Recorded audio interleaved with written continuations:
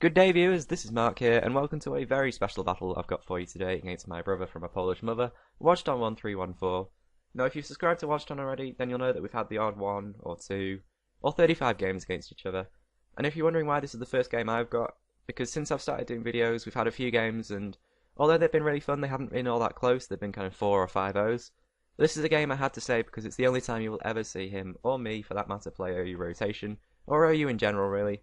And when he suggested OU rotation, only one thought came to my mind. What the fuck is going on?!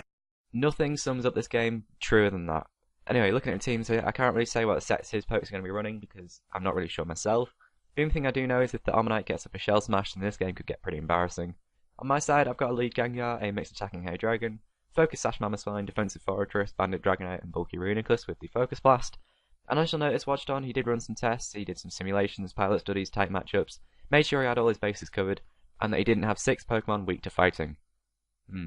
Anyway, let's jump straight into it. First turn here, I thought he'd want to get at the sand because, you know, who doesn't do that when there's no weather on your opponent's team? So I thought Gengar would be pretty safe because I can sub or taunt on the rocks, although stealth rocks don't really matter in rotation because you already had 3 Pokemon switched in. As you can see, he's actually Choice Scarfed and predicts my first turn rotation, perhaps into the Hydreigon to go for the Superpower.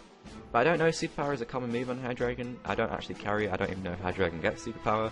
That was really fortunate for me because I would have lost Gengar turn 1 there if he'd gone for the crunch.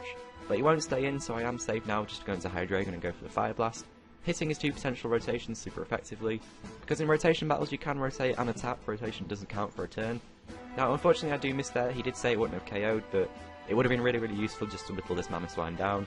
But on the down here I can just go into the huge threat which is Reuniclus, because the one thing that threatens the Tyrannosaur is locked on Superpower, because even if you rotate that doesn't count as switching, so stat changes stay, and choice users are still locked into the moves they chose to lock themselves into.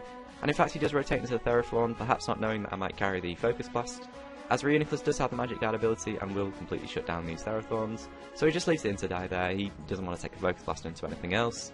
So he brings in Magnezone here, and the aim is just to Earthquake it with the Mammothswine, but first I've got to break that Air Balloon, and I need to keep Reuniclus alive as well because it's the only thing that threatens his whole team.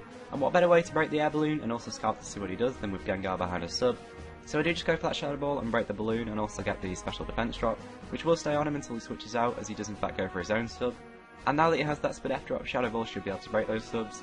Now we both rotate into Mammothswine and I can just go for that EQ, and that combined with prior Fire Blast damage might well have been enough to kill him off, as he does score a crit with the Icicle Crash, which doesn't really matter too much because of the Sash. So he rotates back into Magnezone thinking that I will save the Mammothswine and rotate out, but there really is no need for that. I was just sacking Mammothswine here, and I just go for that Ice Shard as he goes for the Charger Beam, but I do have the immunity. Now I now know that he will expect me to go for the Earthquake to break the sub, so he will go into his own Mammothswine and Ice Shard me, so this gives me an opportunity to just go into Reuniclus and Focus Blast something. Brave Bird everything? Nah, that was 2012, that's like Coney, who cares about that anymore? It's all about Focus Blasting everything nowadays. Down goes the Mammothswine and in comes the threat that is Ammonite, and I know that Ammonite is high up in the OU usage charts, and if it's unchecked it can— nah, I'm just kidding. Seriously, who brings an Ammonite to OU? But I don't want to go for that Shell Smash, so I do go out into Gengar to taunt it, but he makes the good play predicting that and just fires off the T-Bolt, breaking my sub. However, I know he won't go for T-Bolt again with Mammothswine alive, as he does go for the Hidden Power Fire I think it is, and I can just break his sub in return with the T-Bolt. I rotate to Mammothswine just in order to sack it and try and get some switch initiative, but the better play there I think would have been to stay in with Gengar to try and kill him off. I think at the time I wasn't sure if Shadow Ball would KO from that range, but it turns out it will do. And I do just go out into Dragonite now, thinking that he might rotate to Ammonite, predicting the Fire Punch. So I rotate to Reuniclus, but he stays in and does a really solid jump to it. So now I do rotate to Gengar to finally kill this thing off, as he's now down to its last 3 pokes. Unfortunately though, one of them is Terrakion, which is very threatening, and he makes a good and equally terrifying play for me in correctly predicting my switch or rotation, and gets a free Shell Smash off with his Ammonite. However, he can't one-shot Fortress because of my sturdy ability, so I can just keep spamming Gyro Balls here. Gyro Ball will be able to hit his last 3 pokes really hard as he switches T-Tyron now, just to try and wear Fortress down and break the sturdy, as Fortress is my last check to Ammonite. So I try and preserve Fortress with as much health as possible and switch to Dragonite to kill off T-Tar. However, I do miss, and now I can't risk taking a Stone Edge from Terrakion, so I have to switch to Fortress again to check it and fire off a Gyro Ball. Now unfortunately he does miss a Stone Edge, which kind of makes up for it, so I figure he's probably banded. So if I sack Reuniclus off here, I can bring Gengar back in safely and outspeed and kill him off, which is exactly what happens. However, I do make a bad rotation and go into Fortress, and perhaps I should have gone into Dragonite expecting Ammonite to rotate, predicting my Thunderbolt or Shadow Ball on the Terrakion. I still thought Gengar would outspeed an Ammonite, but it turns out after one Shell Smash, Ammonite is just broken, and that will be the game.